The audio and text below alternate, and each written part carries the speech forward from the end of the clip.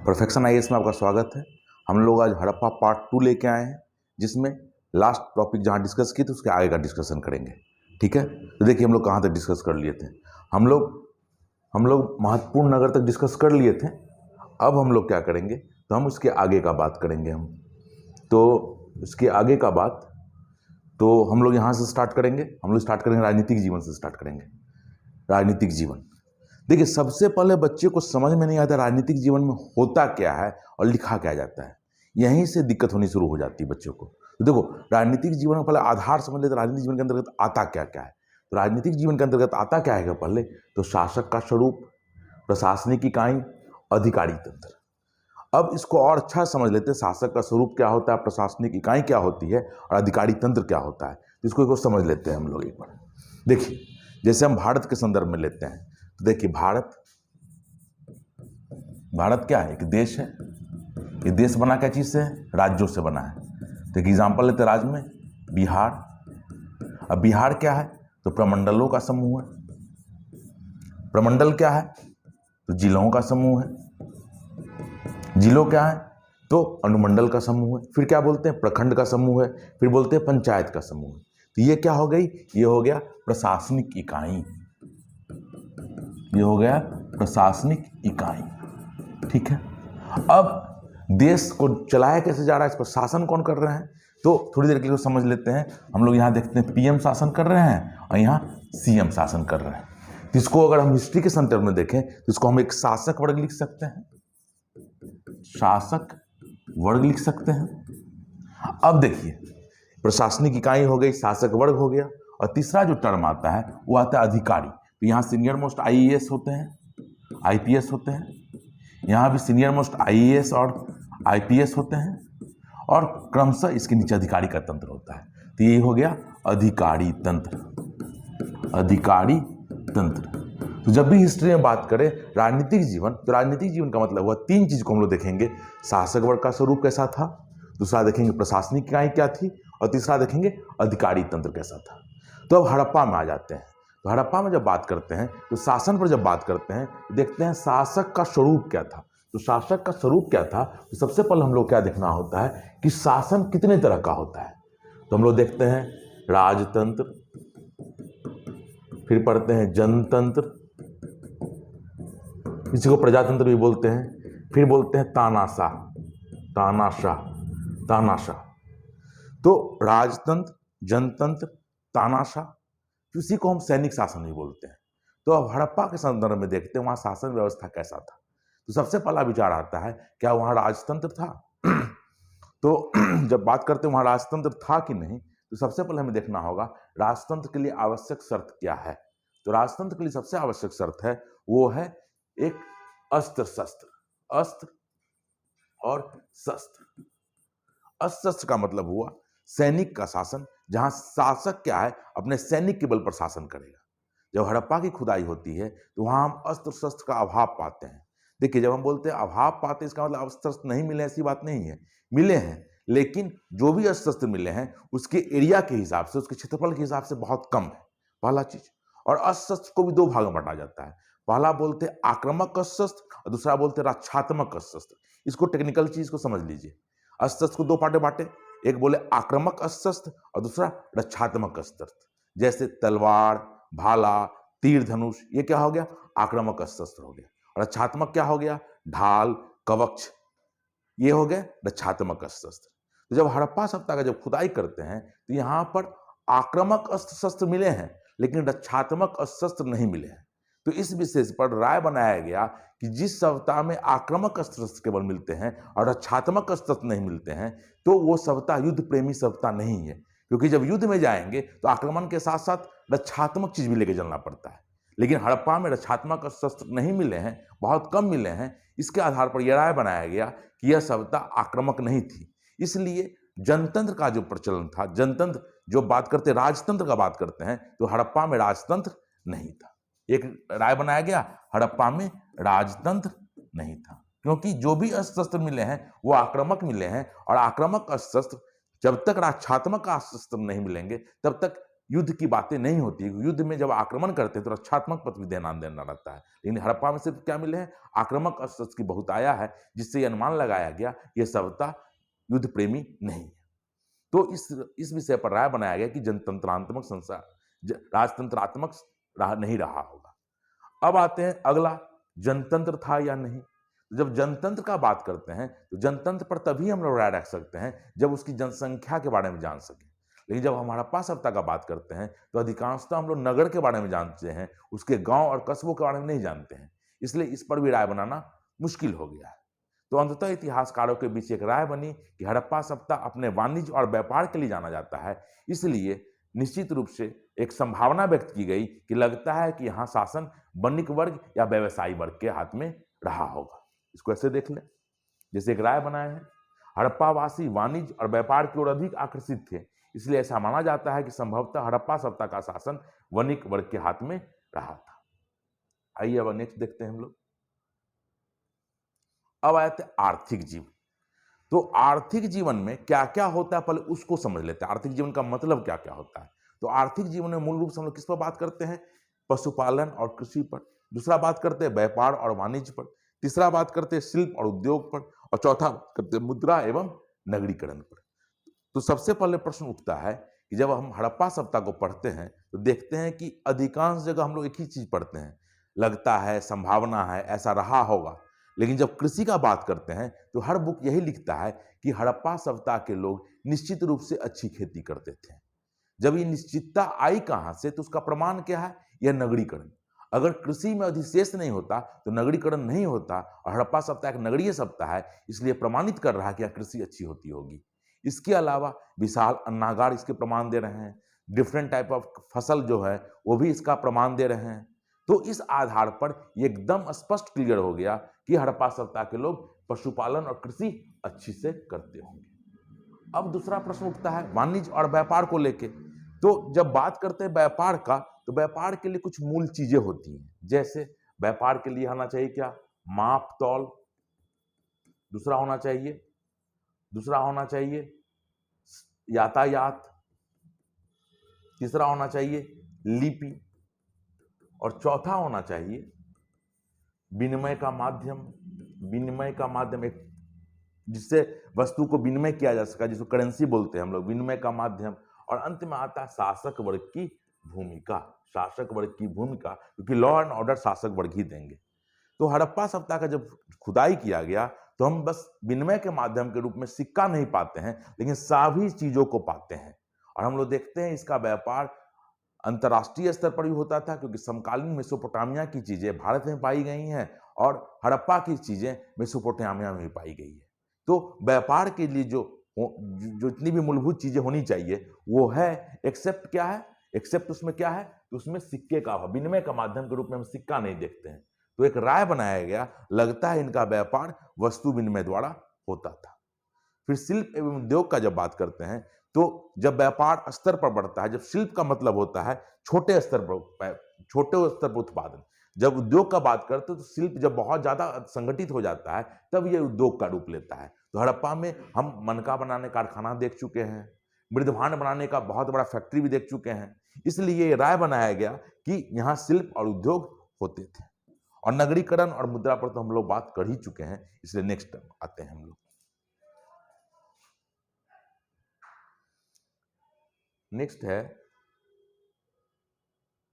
Next है सामाजिक जीवन। तो बच्चे को सबसे पहले दिक्कत होता है सामाजिक जीवन में लिखे क्या। तो सबसे पहले सामाजिक जीवन होता क्या, उसमें कौन कौन पॉइंट आना चाहिए, पहले ये समझने का प्रयास करते हैं।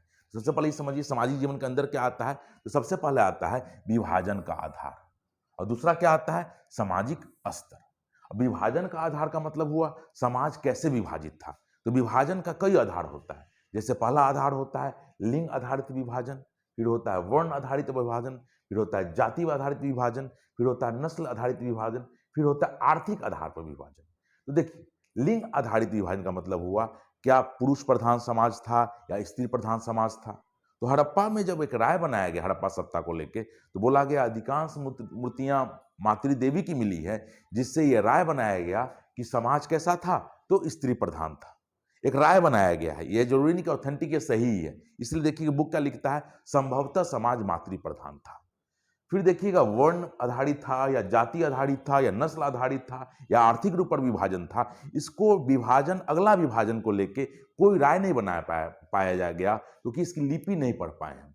लेकिन इनके बीच विभाजन था, इसका प्रमाण है नगरों का 2 भाग में बटा होना।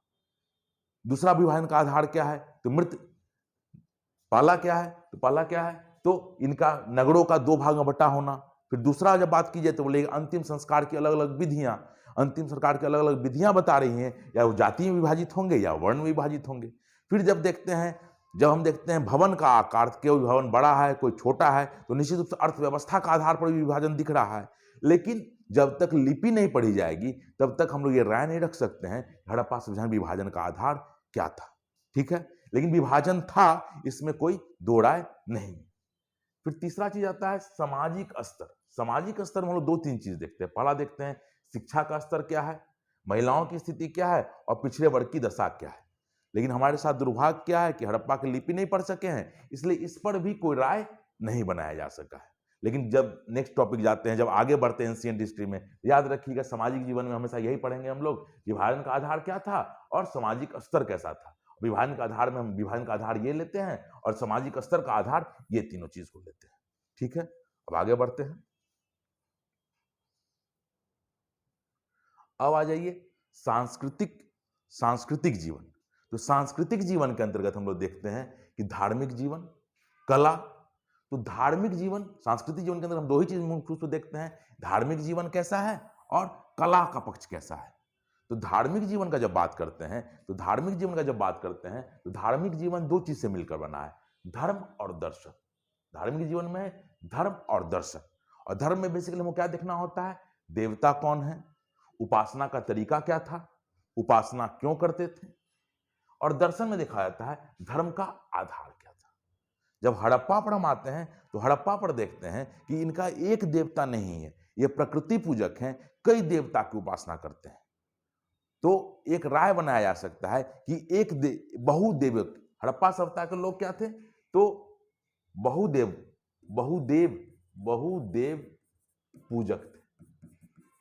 बहुदेव पूजक का मतलब हो गया प्रकृति की उपासना करते थे, और इनके अपने मातृदेवता भी हैं, पशुपति भी हैं, सांप की पूजा हो रही है, कुछ पशुओं को विशेष स्थान दिया जा रहा है।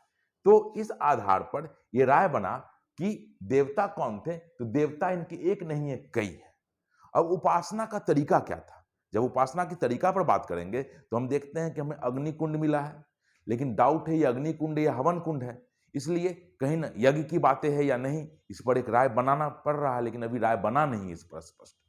फिर उपासना क्यों करते थे, और दर्शन का धर्म का आधार दर्शन तभी समझ में आएगा, इनका फिलॉसफी हम धर्म को लेकर तभी समझ सकते हैं जब हम समझते हैं इनका लिपि पढ़ा जाए, क्योंकि ये ब्रह्म, जिस ब्रह्म की उपासना करते थे वो निराकार है या साकार है, वो देवता का आधार क्या है, ये तभी क्लियर होता है जब हम धर्म के बारे में जब उसकी लिपि पढ़ लें। तो धर्म के अंतर्गत हम कर्मकांड पक्ष को तो देख सकते हैं, कर्मकांड को तो देख सकते हैं, लेकिन दर्शन को इसलिए नहीं देख पाते हैं क्योंकि दर्शन के लिए लिपि होना जरूरी है, और कर्मकांड के रूप में हम अग्निकुंड या हवन कुंड या देवता के तरीकों को देखें कौन कौन से देवता हैं।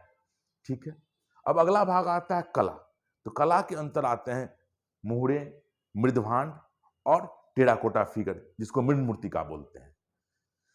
देखिएगा हड़प्पा की जो सबसे बड़ी विशेषता है, जो सबसे उत्कृष्ट रचना है, उनकी मुहरे हैं। तो मुहरे के बारे में बताया जाता है, मुहरों के बारे में एक राय रखा गया है कि ये बेसिकली क्या थे, तो ये पहचान के लिए थे, और बड़े बड़े व्यापारी घराने इसको एज ए सिंबल यूज करते थे।